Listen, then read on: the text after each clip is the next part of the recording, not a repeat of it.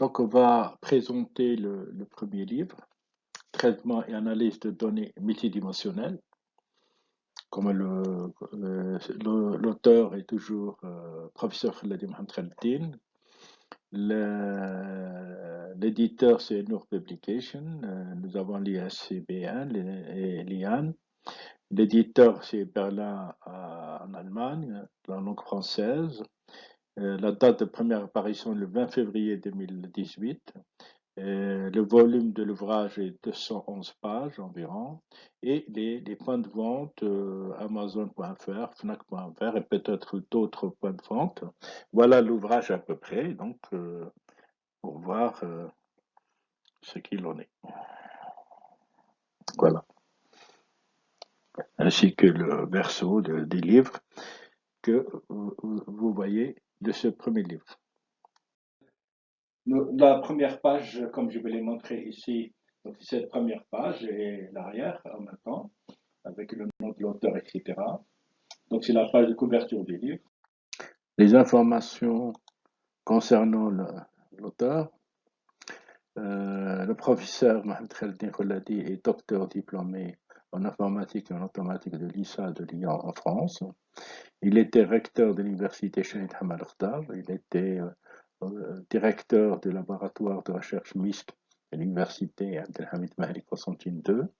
Il est toujours président de l'association Son Développement à l'université Mentori Constantine. Je suis membre de plusieurs réseaux internationaux tels que ACIT, Réseau arabe d'éthique, et aussi CCIS, Réseau arabe d'éthique aussi, Cassini en France, etc.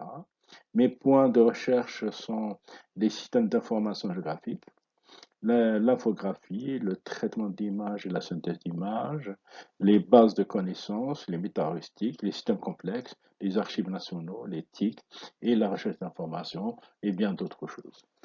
En effet, j'ai contribué de manière significative au développement de la recherche scientifique dans le domaine de l'informatique en France et en Algérie, et en particulier l'amélioration de la qualité des centres de recherche informatique serait pour moi une occasion exceptionnelle. Tout au long de ma carrière, en tant que professeur, chercheur et responsable, j'ai contribué à l'influence de l'informatique en Algérie, en particulier pour les universités de l'Est et en tant que scientifique de l'éducation. Mon CV parle beaucoup de ma carrière. Mes forces sont de réaliser un sentiment d'accomplissement et d'organisation et ma détermination à être consciencieux et studieux sont des sérieuses promesses et ma volonté de réaliser mes ambitions professionnelles, éducatives et scientifiques. Maintenant, concernant le résumé de cet ouvrage-là, alors ce livre sur le traitement de l'analyse des données multidimensionnelles est composé de 9 chapitres, comme suit les concepts fondamentaux de la nature des données, la régression linéaire multiple, la corrélation partielle, l'analyse canonique, l'analyse de la variance et l'analyse de la covariance, l'analyse en composantes principales ou ACP, l'analyse factorielle des correspondances ou AFC, l'analyse discriminante ou AD, l'analyse factorielle d'un tableau de distance et segmentation, classification hiérarchique et la classification hiérarchique, et enfin des exemples de problèmes avec solutions. Il s'adresse à toute la communauté des universitaires et des gestionnaires qui désirent consolider leurs connaissances de manière basique dans le domaine de traitement et d'analyse de grands volumes de données sur les phénomènes d'influence des variables sur les individus et vice-versa. La recherche du meilleur plan factoriel de projection des nuages de points formés d'individus et de variables. Dans ce livre, on y propose plusieurs méthodes d'analyse multidimensionnelle sur leur nature et leur codage.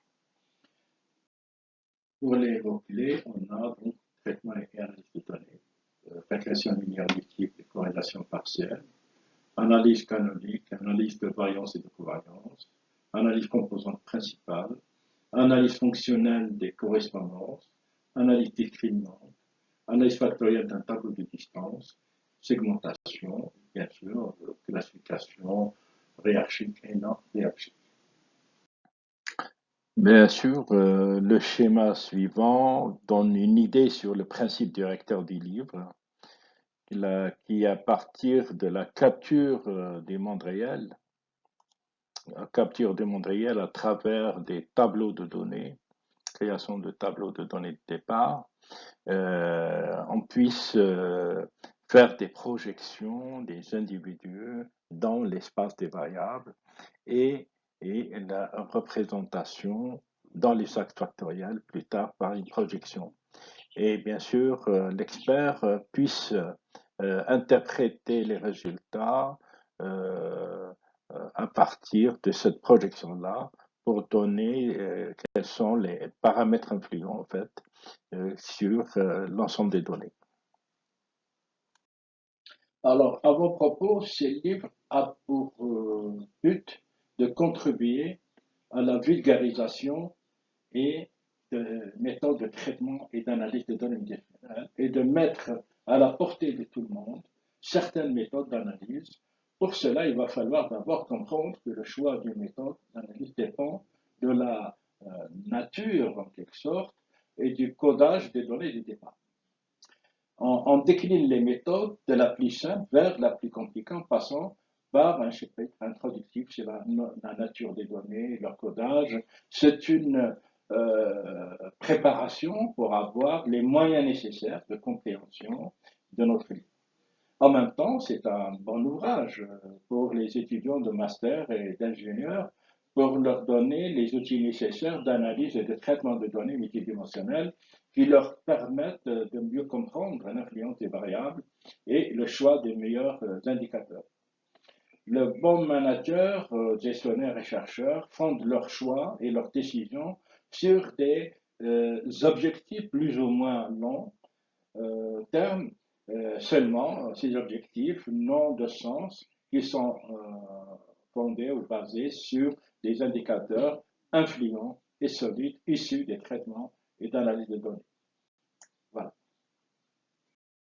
Alors, d'un point de vue introduction de l'ouvrage, les entreprises économiques, les administrations publiques, les chercheurs universitaires, les experts scientifiques doivent avoir tiré profit d'une masse considérable d'informations disponibles issues pour l'essentiel des études ou des bases de données émanant des différents processus de gestion, de dialogue sur le réseau de l'entreprise, de cartes de fidélité client, des études économiques, des études d'opinion, des études de consommation, etc.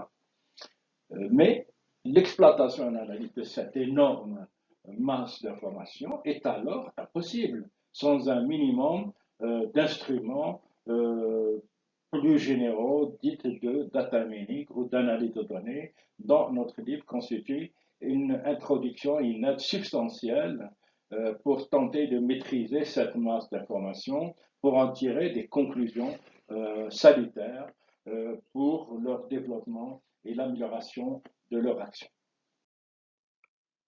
Les gestionnaires et les décideurs sont en fait confrontés à un problème à un tableau de données issu des activités de gestion. Ils procèdent à un état préalable pour se faire une idée de chaque variable et ou de chaque colonne du tableau. Ils doivent ainsi élaborer des synthèses monodimensionnelles, c'est-à-dire les indicateurs tels que des pourcentages ou des moyennes. Ces synthèses sont naturellement différentes selon le codage et la nature des variables. Alors, on distingue dans la plupart des cas 4 natures de variables. Qualitative, c'est-à-dire en classe ou en nominal, quantitatif ou numérique, ordinal ou qualitatif ordonné, et textuel. Parmi les exemples des variables qualitatives, nominales ou en classe, on peut citer la décomposition des régions administratives d'un pays en plusieurs modalités ou pour la plupart de calcul des effectifs et le pourcentage de chacune suffisent à décrire les variables. Parmi les exemples de variables numériques quantitatives, on peut citer la variable âge en année ou le poids en kilogrammes, ou la moyenne et l'écart type de chaque variable suffisent à les décrire. L'ordre de préférence attribué à des marques ou à autre chose peut être considéré comme une variable ordinale ou qualitative ordonnée. Enfin, la raison d'un choix d'un livre, d'une maison ou d'autre chose peut être considérée comme une variable textuelle pour des réponses, par exemple, à des questions ouvertes.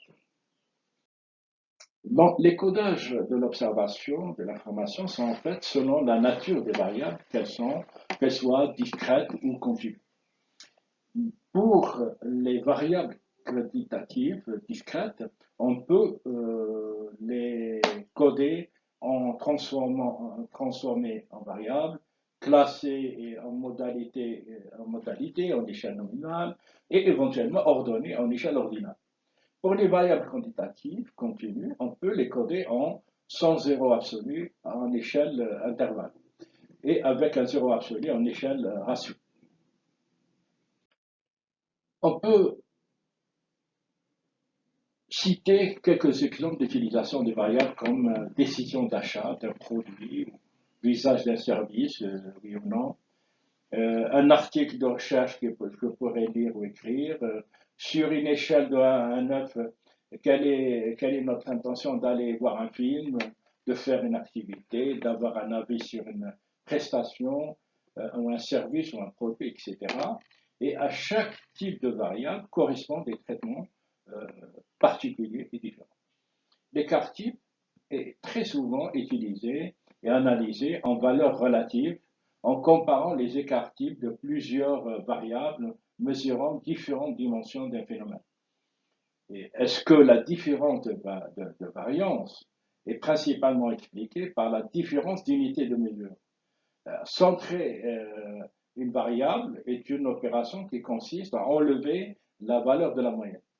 Cela revient à mettre la moyenne à zéro. Réduire une variable est une opération qui consiste à diviser par la valeur de l'écart type. Cela revient à mettre l'écart type à 1. L'intérêt de la standardisation des variables, parce que l'écart type est sensible à l'unité de mesure, ramener les variables des différentes variables en une même unité, mais à ce moment-là, l'importance de la variable initiale de chaque variable est perdue. Les indicateurs peuvent être présentés de deux manières. Primo, la façon descriptive pour hiérarchiser l'influence des différentes variables explicatives sur une variable dite à expliquer, et la façon inférentielle pour estimer si une liaison constatée sur un échantillon est significative ou non. Elle doit être supérieure à un seuil de signification donné par des tables statistiques. En général, on distingue deux types de méthodes d'analyse. Les méthodes de structuration, qui consistent à synthétiser des ensembles volumineux de données, et les méthodes explicatives, qui cherchent des lois expliquant une variable par un ensemble d'autres variables.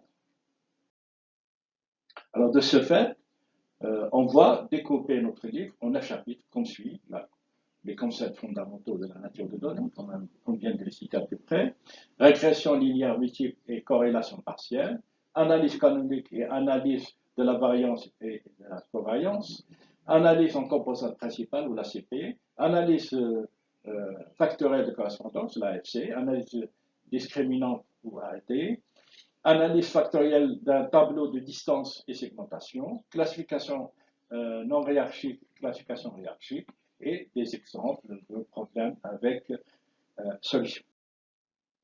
Le but de ces différentes méthodes d'analyse est de trouver le meilleur plan factoriel de projection d'un nuage de points qui permet de mettre en valeur les axes factoriels qui expliquent au mieux le comportement de l'ensemble des individus et des variables et permettant ainsi une meilleure interprétation des résultats. J'espère que ce livre sera un outil pour les gens qui s'intéressent au traitement et analyse multidimensionnelle. Alors, en conclusion de ce livre, en Algérie, pour les étudiants universitaires et les gestionnaires d'entreprise, la difficulté de traiter et d'analyser des très grands volumes de données souvent complexes, nécessitent l'usage de dépôts de données via l'Internet ou d'une manière sérieuse, efficace et due au fait du mauvais choix des variables de départ que l'on applique sur les individus. Toutefois, il va falloir procéder à un changement de variable ou en variable plus synthétique qui permettent de mieux appréhender le problème d'analyse de ces données sans aucune perte d'information. Ce livre insiste sur la manière de présenter les données nécessaires, nécessitant traitement avant analyse et par là même on y décline des méthodes d'approche et d'analyse en les présentant de la façon la plus simple possible. Et en fait, j'espère que, j'espère que ce livre va devenir un outil de référence et de travail pour les futurs étudiants et cadres de l'entreprise pour contribuer au développement de notre pays, surtout en période de vache maigre. Il est organisé en 9 chapitres, en allant du plus simple concept au plus compliqué. Le fil d'Ariane de ces livres est le traitement et la manipulation de très grandes masses d'informations et surtout comment interpréter les résultats pour mieux cerner les indicateurs qui influencent considérablement les activités étudiées, pour mieux préparer les objectifs dans le cadre de la planification des activités, de gestion de management, de n'importe quelle organisation en général, mais de l'entreprise en particulier. Merci pour votre attention. J'espère que j'ai fait de mon mieux pour présenter et valoriser mon premier livre parmi les 10 édités en 2018. Et merci et à bientôt pour le deuxième livre.